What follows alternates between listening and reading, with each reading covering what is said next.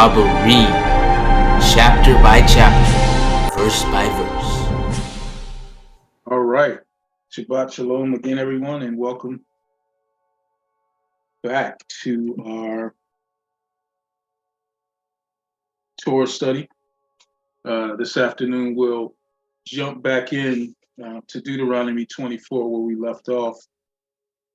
And just by way of review, understanding that we are with the Israelites, on the cusp of going into the promised land and receiving the instructions, that they need to live, that they need to act, their behavior as a community.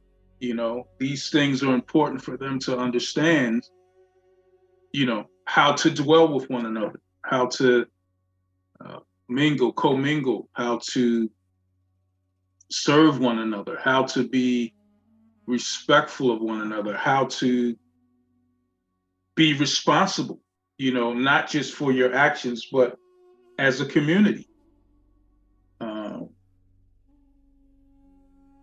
These things are important, all in keeping their minds set on being holy, on being set apart, on being different than everything that they're viewing, from the nation standpoint, everything that's around them. Yah always using the other nations as an example to say, this is what you do not do, but then giving them instructions on what to do. And we have to see both sides of that coin, that with the instruction comes the prohibition, right? The instruction on how to carry things out, the prohibition on things to stay away from, steer clear of, don't do, right? Simply put, so that it's clear, as he gets to the end of Deuteronomy, he tells them, I've given you life and death, blessings and cursings, choose life. This is the air we breathe. This is the life we walk and live. So it's very important for us to make sure that these instructions are clear. So let's jump back in. We left off, we stopped at verse 14. We were looking at miscellaneous laws and talking about leprosy. We talked about the laws concerning divorce. We ended up with the pledges of a man towards you, and not to go in to his home, to your brother's home, and take what he pledged to give back to you, and be respectful of his space and respectful that he would adhere to the pledge and give it back to you. So we'll pick up in verse 14.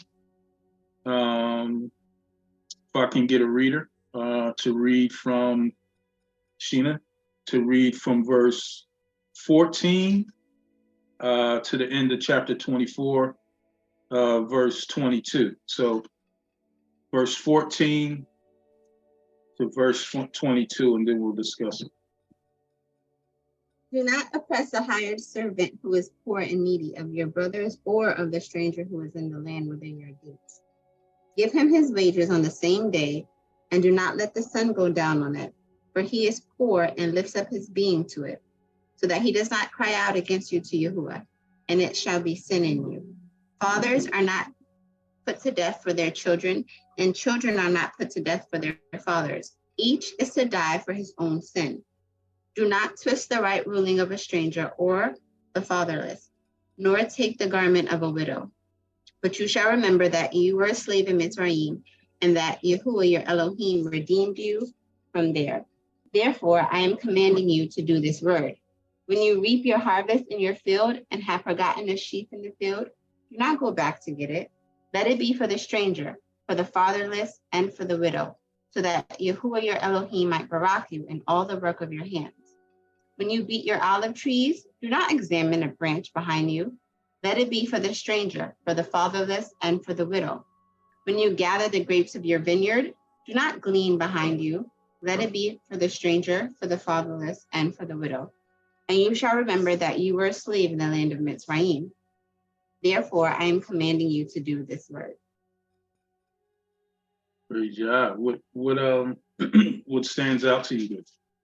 A couple of things stand out. Overall, just the responsibility of a community. But when it says like if you hire someone, pay them on the same day, because if you have it, give it to them. It also reminded me of the parable when the workers came out and the first hour, like every hour they will go and get more and everyone had the same wage, meaning everyone should be paid on the day that you have it instead of telling them to come back.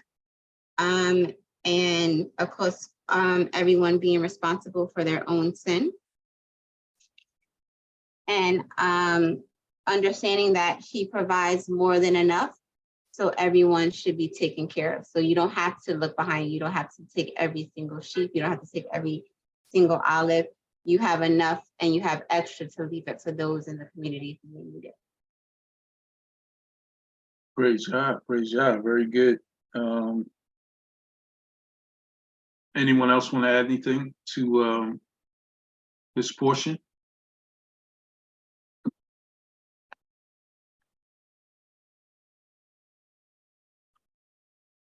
No?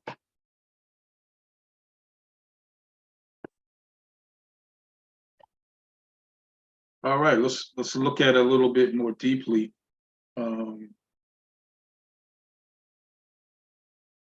Verse 14, it says, you shall not oppress a hired servant who is poor and needy, whether one of your brethren or one of the aliens who is in your land, those from other nations, those that weren't of Israel, within your gates.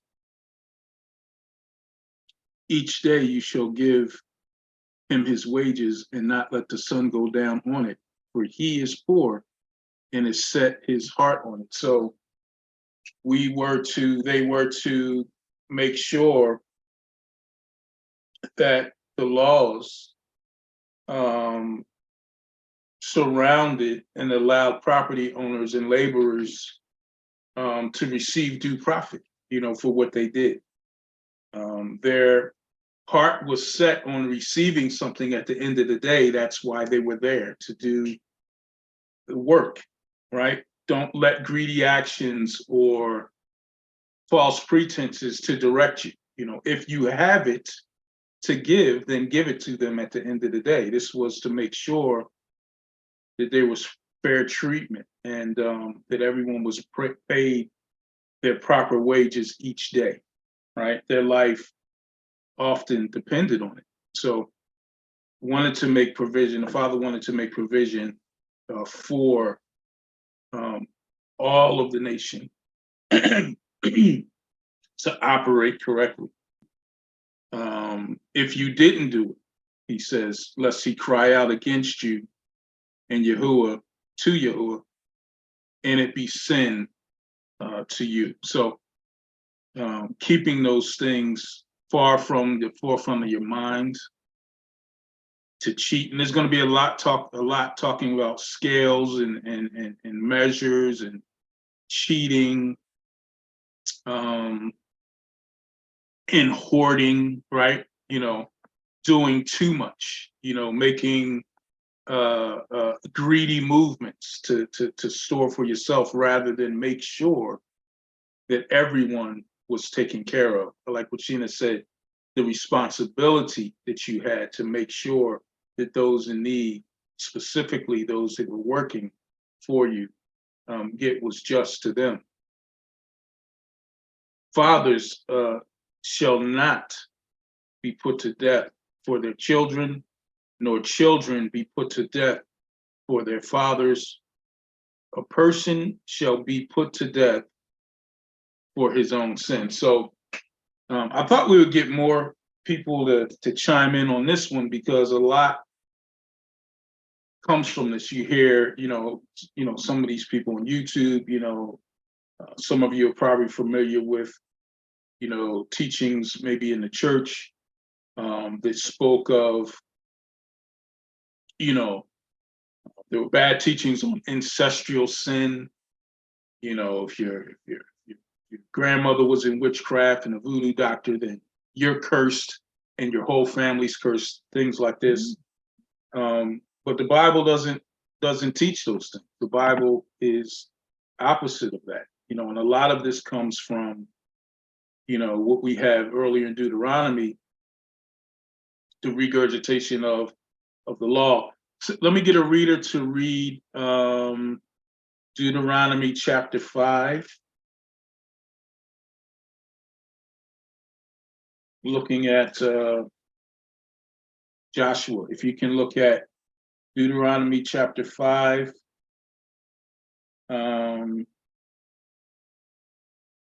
look at verse 9.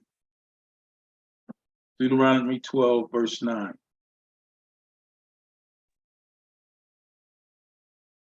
You do not bow down to them, nor serve them, for I, Yahuah, your Elohim, am a jealous hell, visiting the crookedness of the fathers upon the children to the third and fourth generations of those who hate me. Say those last three words again. Who hate me.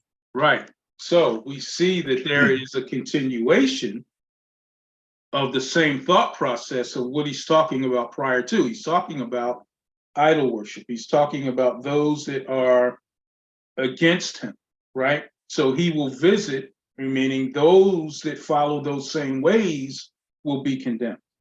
But in verse 10, and that's where they stop, you know, and all these teachings come from, because he says, but showing mercy to thousands, to those who love me and keep my commandments. So just because your father or your mother did thus and so, and people in our fellowship know this because some of you had parents and grandparents that were not of the way, but have chose to follow Yah, right? The curse stops at the moment you obey him, right? So we have to get these ideas out of our heads that we see, right? Pagans were practicing these things surrounding, you know, when a son was guilty, he would give up his father, his daughter, or a family member to pay for the crime that he did, right? But Ezekiel is also very clear on this as well. Another reader, if I can. Turn to Ezekiel chapter 18.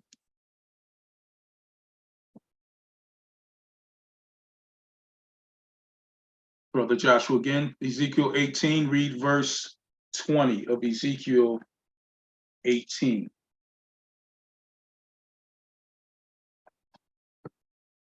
Just a second. Yeah.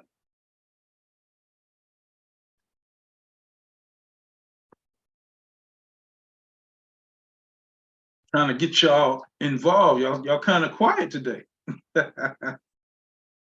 All right. Ezekiel 18:20.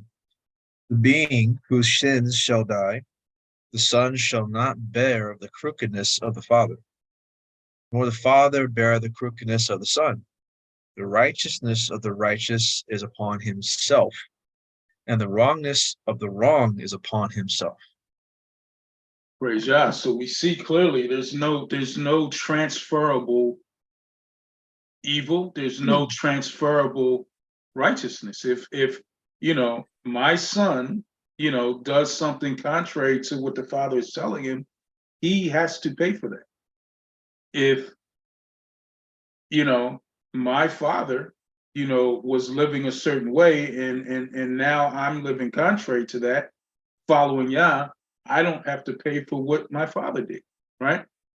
You know, if you're a good man, if you're a good woman, you follow his laws, you keep his precepts, you live according to the instructions that he gives you in this world, you are called righteous, right? So we don't have this transferable generational curse if we change the curse by following Yah. So just wanted to make that clear because I think a lot of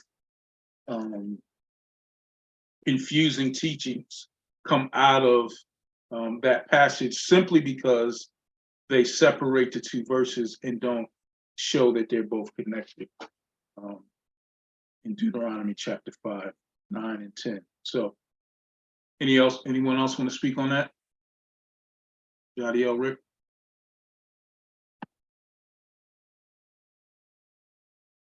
All right, I'll keep it moving. Verse 17 says, "You shall not pervert justice due to the stranger." I'm sorry, "You should not pervert justice due the stranger or the fatherless, nor take a widow's garment as a pledge." So this is talking about being fair. This is talking about, equal justice, not being cruel or unjust in your punishment towards those, just because you want to be, not being in balance. Justice was necessary in Yah's law. Yah's law is justified. Everything that happens is justified and can be tracked. Sister Kim. Shabbat Shalom. Shabbat Shalom. I was thinking about how many times we see throughout the word that, like, if even in Esther's situation, like Haman, I think his name is Haman, he was hung, and also his family. And then with Daniel, when he got out of the lion's den, the people who were trying to put him in, I believe they were killed, and also their families. And so can you speak to that in relation to this, and how like that person doesn't just, reap the consequences of their action, but the whole family? Yeah. So just like we read earlier in, Haman was a Amalekite, you know what I mean? So, and we're talking about that in a minute, the Amalekites towards the end of chapter 25, because Yah wanted Israel to remember them. Yah wanted Israel to tell them the story of Amalek. And like I said, we'll go into that in detail a little later, so they would never forget it. And Amalek in scripture is always compared to the flesh. The flesh is not to be bargained with. The flesh creeps up from behind and drags you down into the hole with it. It's like the movie The Terminator, when I forgot the guy's name. I think his name was John Connor. Was it John Connor, or the guy that they sent to kill the Terminator? And he was like, he's not to be bargained with. He's not to be compromised with. You have to kill him, basically. The flesh has to be put to bed. That's why the flesh dies and goes into the grave, representing Yahushua on the tree, into the grave, coming up with new life. We have a new life, but we like to hold on to things and carry them. In the realm of your question, it goes back to what we just read in Deuteronomy chapter 5, because anytime that they came in contact with a nation that was contrary to Yah, that was stuck and solid and solidified in their ways, they were to be wiped out, even down to the young men. And the reason being is because they carried those same ways and ideas. Those young men would grow up to avenge the deaths of their fathers if they weren't wiped out. So when a family is still carrying out the evils and has not turned to Yah, then they are part of the curse, because he says, to generations that hate me, right? But to those that become righteous, those that follow me, those that keep my statutes, those that keep my commandments, I will have mercy on them, even if they're in the same family. We see that with Korah. Korah led a rebellion that got many killed because he wanted to go against Yah and Moses and Aaron. But his sons turned away, and we have their songs recorded in the book of Psalms. So those that were wiped out, those that were killed, were those that kept the precepts, the laws, the behaviors of those that are against Yah, and they had to be wiped out. So that would be the difference. Those that follow Yah, those that change, those that turn towards him, those that become proselytes, they would now partake in the same blessings as the Israelites, as what was promised to Abraham, Isaac, and Jacob. So praise Yah. All right.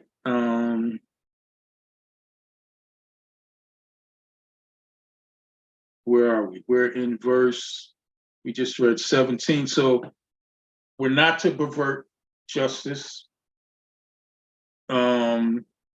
just because they're strangers. We're not to pervert justice to the fatherless, or a woman that has no husband, take her garment, right? There's no harsh treatment that we should be giving out. Verse 18 says, you shall remember that you were a slave in Egypt, and Yahuah, your Elohim, redeemed you from there. Therefore, I command you to do the same thing. Be gracious to those that are less fortunate. You know, is a beautiful picture of the way that Yah wants us to be, specifically in the community and those that are around us. So that's pretty self-explanatory. Anyone want to add anything to that?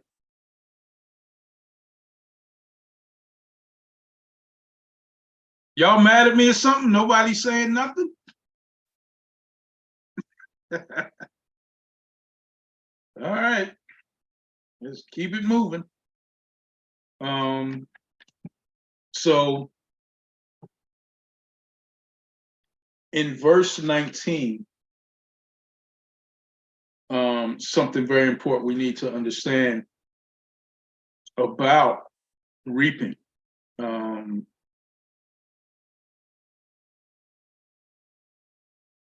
So back in Leviticus, I'll read chapter 19. It says this in verse 9 and 10. It says, when you reap the harvest of your land, you shall not wholly reap the corners of your field. We're familiar with this, right? Nor shall you gather the gleans of the harvest. And you shall not glean your vineyard, nor shall you gather every grape of your vineyard. You shall leave them for the poor, the stranger. I am Yahuah, your Elohim. So we see that there is a provision made for those that are in need, those that don't have.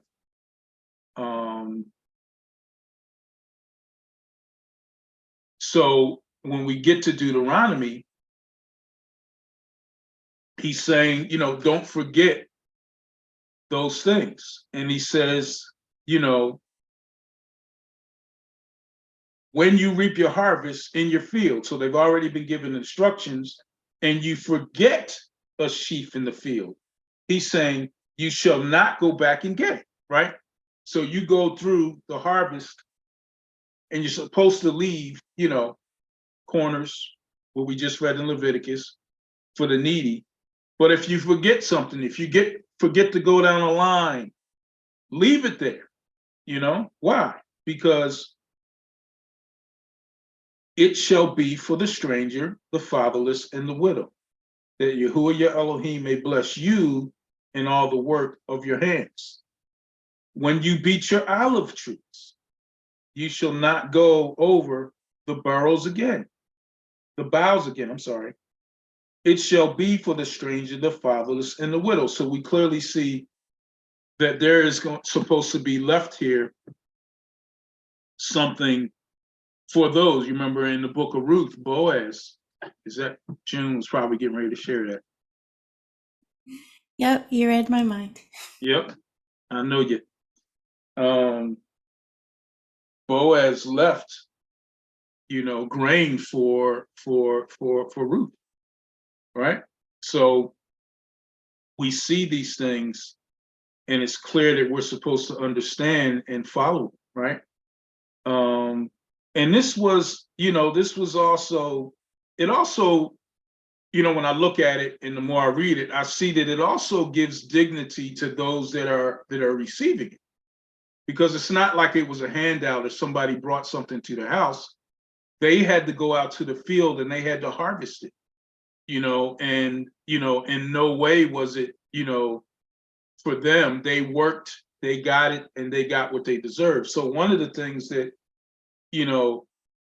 that is a driving force of this is that it's to also remove the greed. Like, you going out and you're beating your olive tree, and there's these stubborn olives that just stay on. You don't have to keep beating it and get every olive. Like, there's a reason they're still attached, right?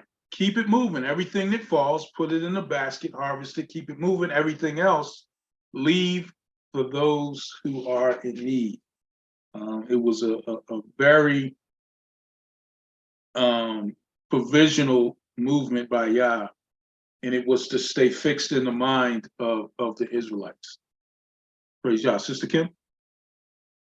It made me think about the when Yahushua. Oh, I'm sorry. I muted you. Again, I was trying to unmute you. Go ahead. Okay, can you hear There me you now? go. Yeah.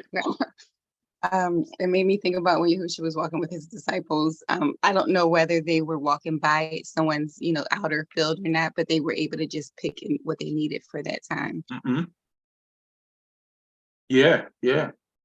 Yahushua had to point out these laws. He had to point out what's in Deuteronomy to the Pharisees. And he even told them about David, the showbread. So yeah, everything provisionally was set.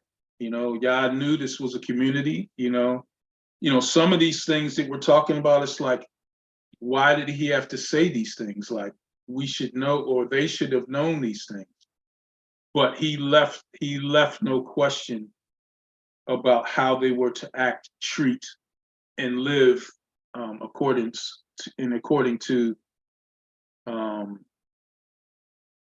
his instructions, so that everyone had provision, so that everything was fair, so there was no cheating, there was no stealing.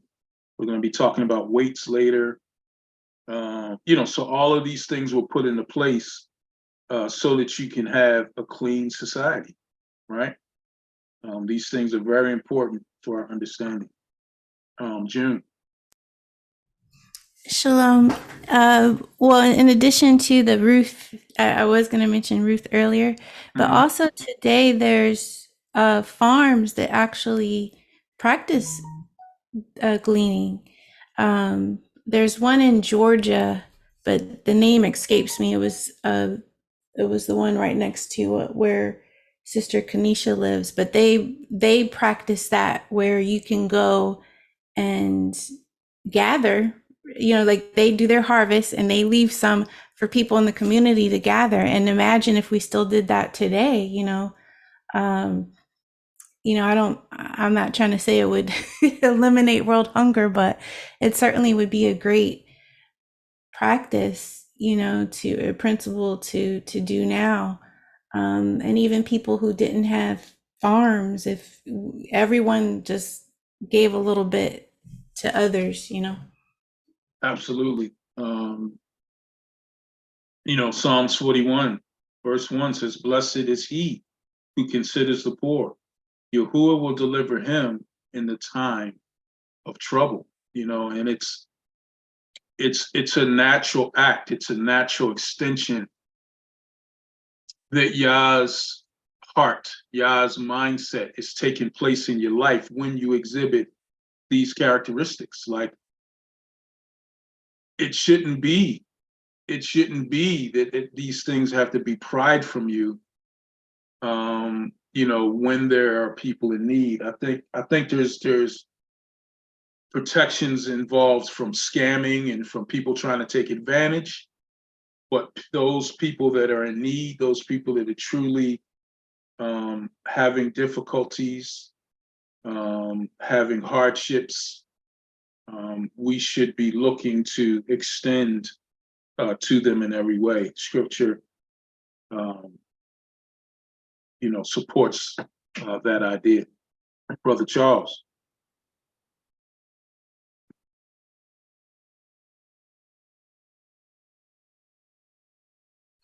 Yeah, Shabbat Shalom, you hear me? Yes, sir.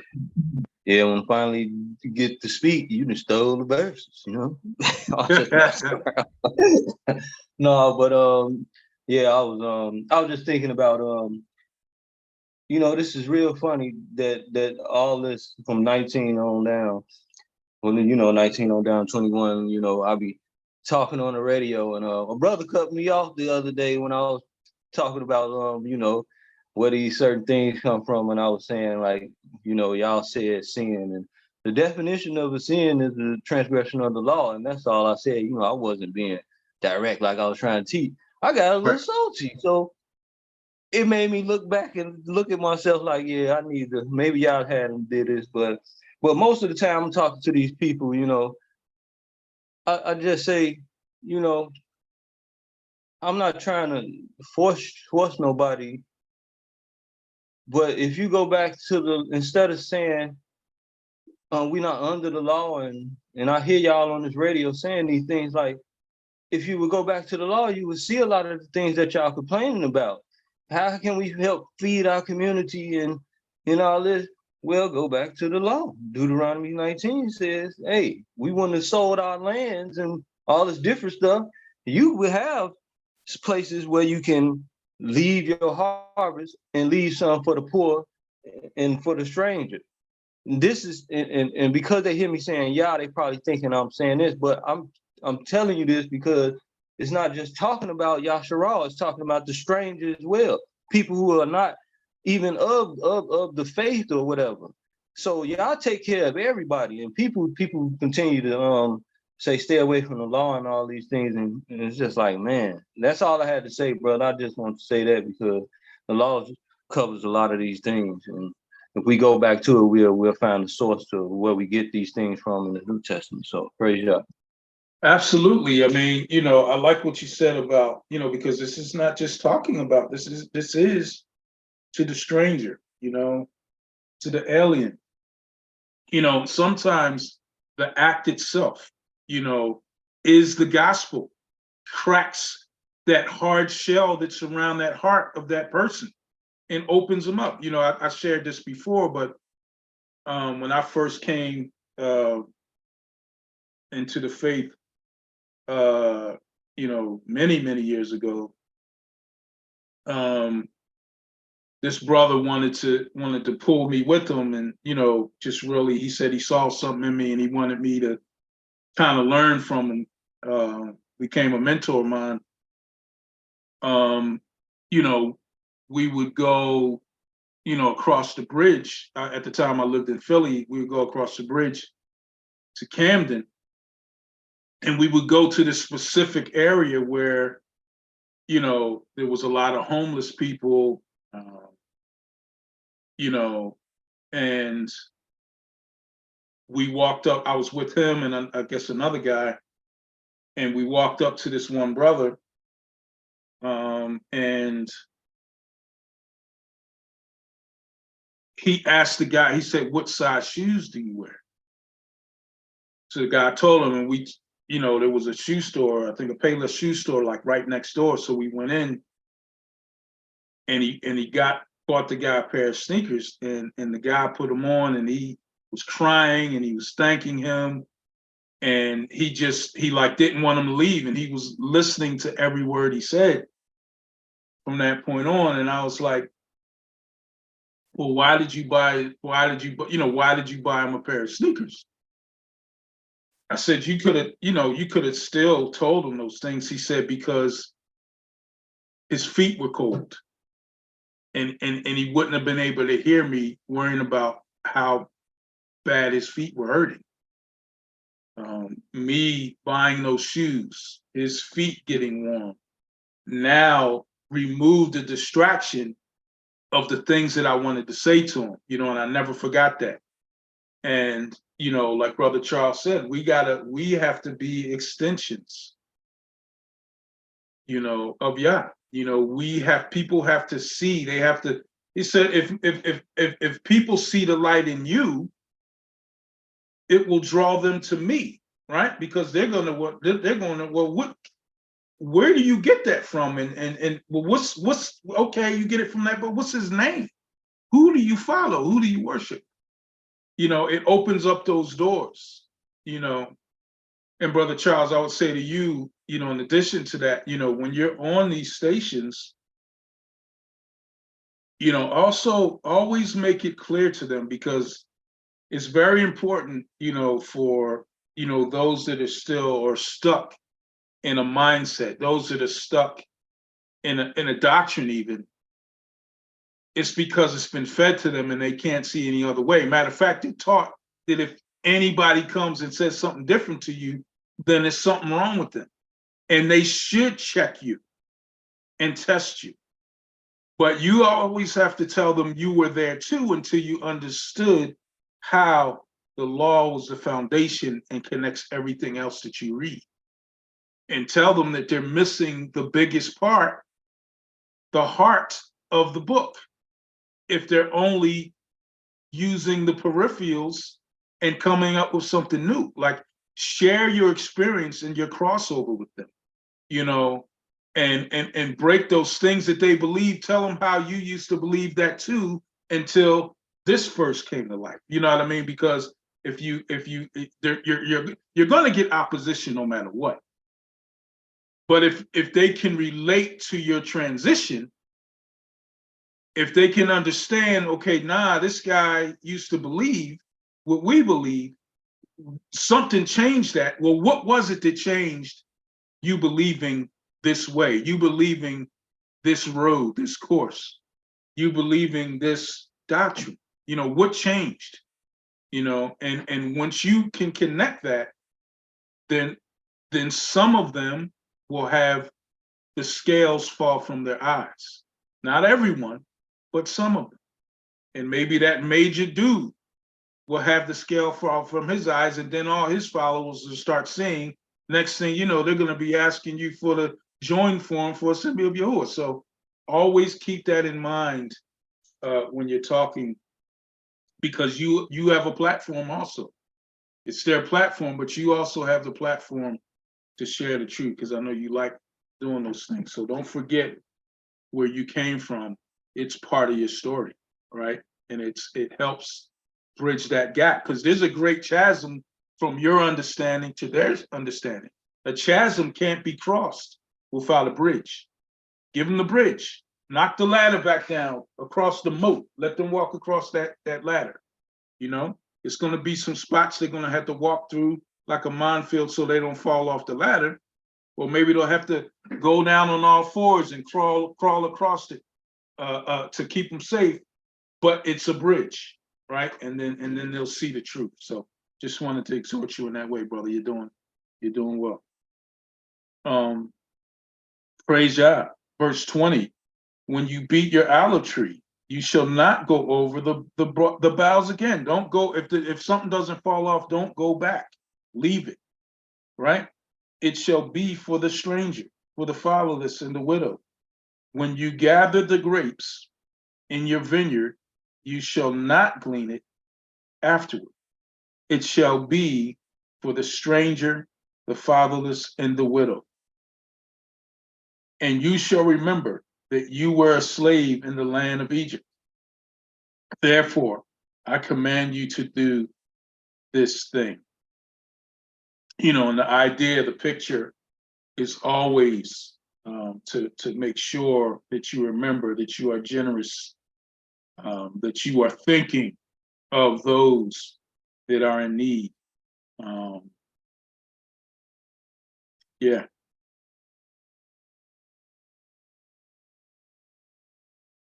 Give dignity to the recipient of the gift that Yah has left for them.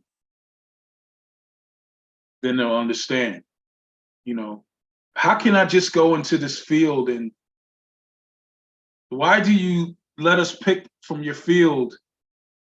Because I'm instructed to, I'm ordered to, if my behavior matches that of the one I call Father, then these are the things that I do without thinking, right? Drawing the question, well, who's your Father, right? Draws all men unto him. Sister Kim. It reminds me of some of the guys here in Philly that take some of their time out to give haircuts to the homeless or the school children. Like you're taking that, some of which you normally, reap or do, and you're giving it away, to help the community. Yeah. One of my best friends in Philly, he's still there. He's actually a pastor.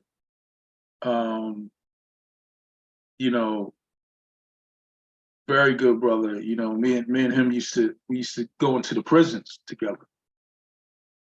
And he has a heart for the people. And I think that's how we first connected. He just has a heart for the people in the street. And